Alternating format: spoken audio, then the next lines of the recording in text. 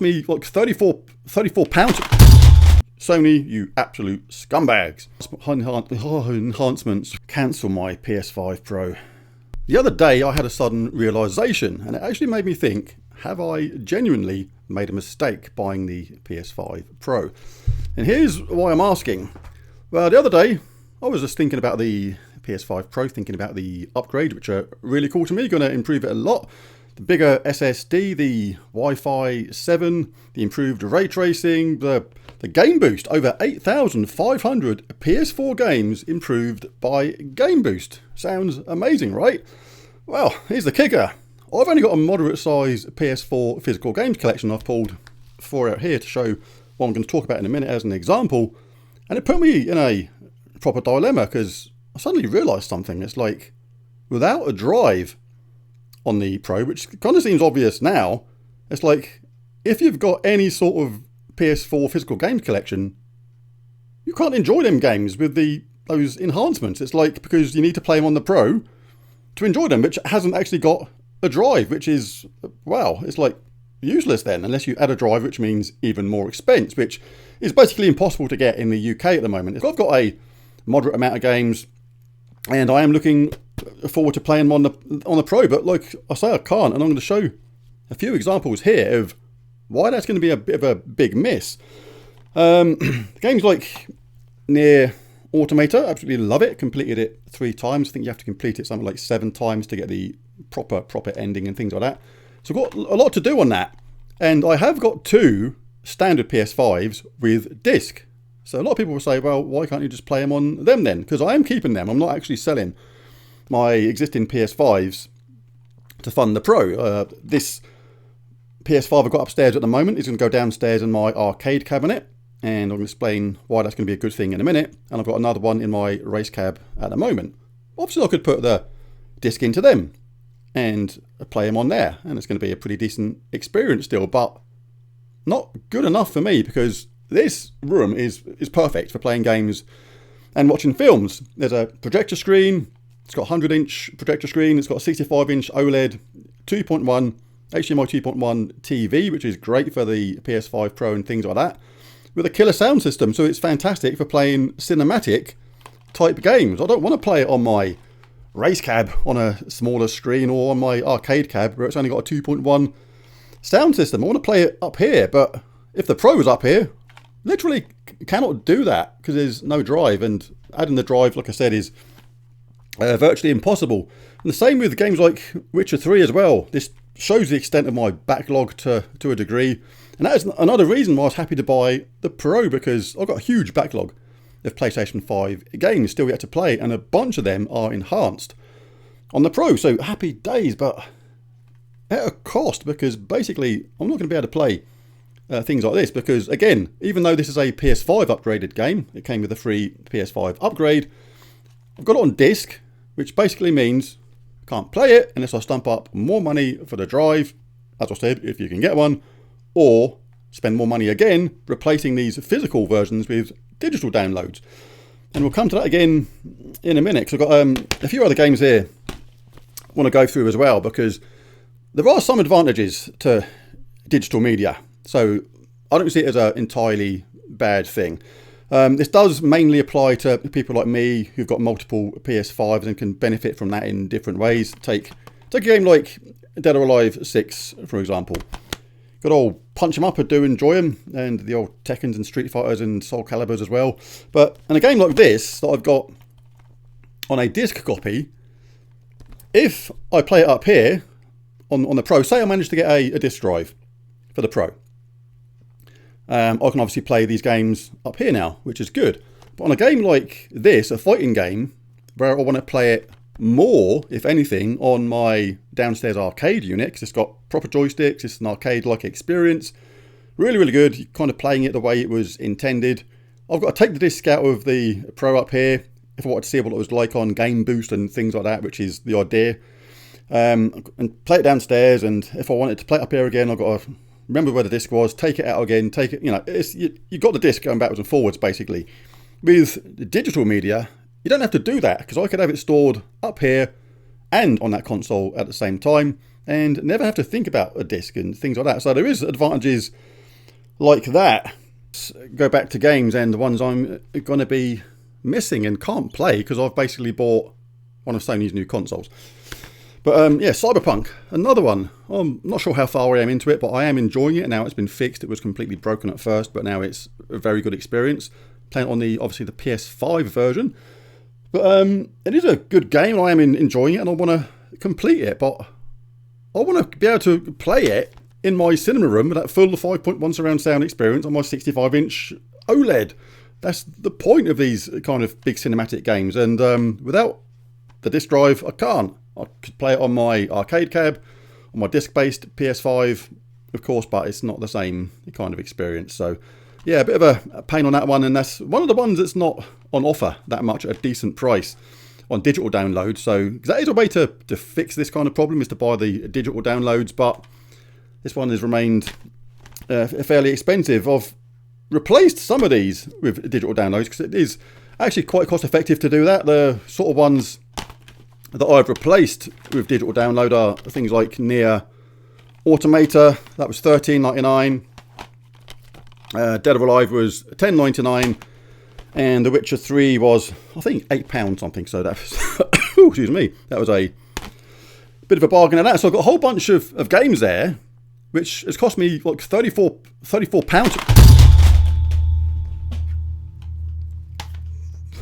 £34 to replace just 3 of them.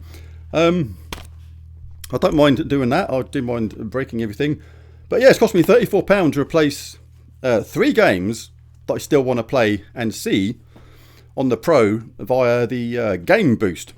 But if you've got a big PS4 games collection, then that is actually going to cost an absolute fortune. So that becomes completely and utterly unviable. But let's talk about, ever so briefly, why I think Sony were in a no-win situation regarding the disk drive. Apparently 4 out of 5 people don't use the disk drive. That's 80%. That is a huge number. And this is before digital solutions came along, or diskless consoles. The disc console has been out there forever, since it came out. And the digital option was a purchase option for people that didn't care about discs. And that equates now to 80% of the market. So let's take it the way around they've done it. They didn't include it. So they've said, okay, 80% of the people don't use the drive. We won't put one in. That is completely fair on the 80% of people that don't use disk drives. Otherwise, we're going to get absolutely killed, because 80% of the people are going to be saying, oh my God, you forced me to buy a disk drive if we included it. And that is going to put the expense up even more. It's going to be 700 and something, easily 760, 770 plus. And you're going to get even more people complaining because it's so expensive and you've included a disk drive that 80% of us don't use. Sony, you absolute scumbags. So they decided that was not the way to go. So they decided to take it out, cater for the 80% of people that don't use the disk drive, and just leave it as an option. So it's kind of win-win in that situation, surely. By leaving it off, you're keeping 80% of the people that want a Pro happy. And for that 20% that do want to use the disk drive still, you can buy the add-on.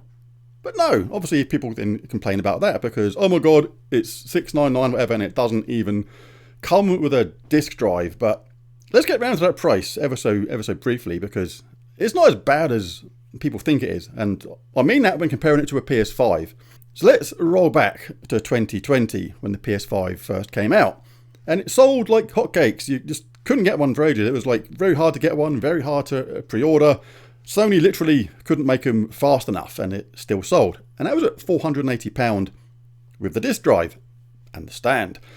But roll forward to 2024, and £480 today, due to inflation, is about £580, £590. If the PS5 was released as it is today, with a disk drive, it would be about £580, £590.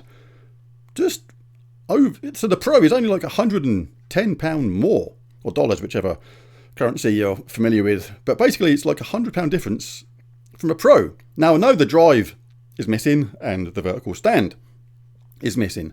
So it's really £200 worth of difference still. But you are getting more than a terabyte of extra super fast SSD. We are getting the PSSR thing. We are getting the game boost. We are getting that ray tracing improvement, which is absolutely massive. We are getting those pro game enhancements. We are getting Wi-Fi 7. There's a whole bunch of things which are really, really good about the Pro, which for me is worth the extra money.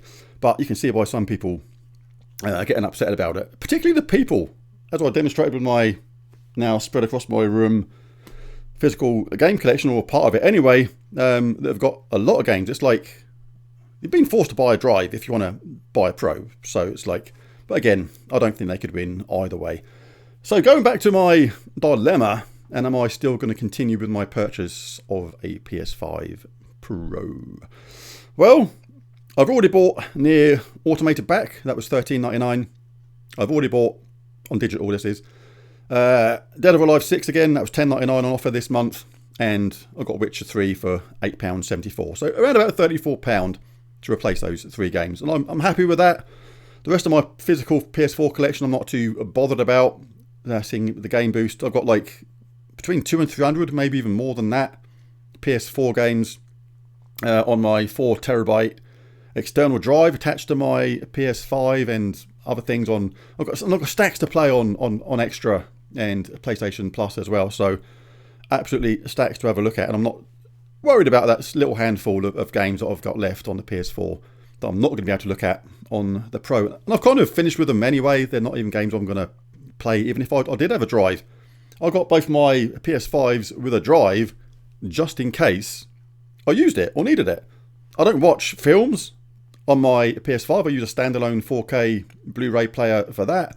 So it was literally just for the games, and it rarely ever gets used. To be honest, I don't actually like the drive on the PS5 that much anyway. It's a noisy, clunky thing. And it does that annoying thing where if you leave a disc in it, even if you're not playing it, it spins up every now and again. Even if you're not playing that game, you're playing something different. It's like, I find that really irritating. So another thing you have to remember when playing a disc-based game is if you're playing something else, is you have to eject the disc, because you don't want it sitting there making an annoying, worrying, checking something sort of sound every, like, whatever it is, 45 minutes or whatever. So yeah, I find that particularly annoying, but that is me. I'm quite sensitive to things I find annoying. Right, so let's get to the nitty-gritty of it all. Am I gonna cancel my PS5 Pro?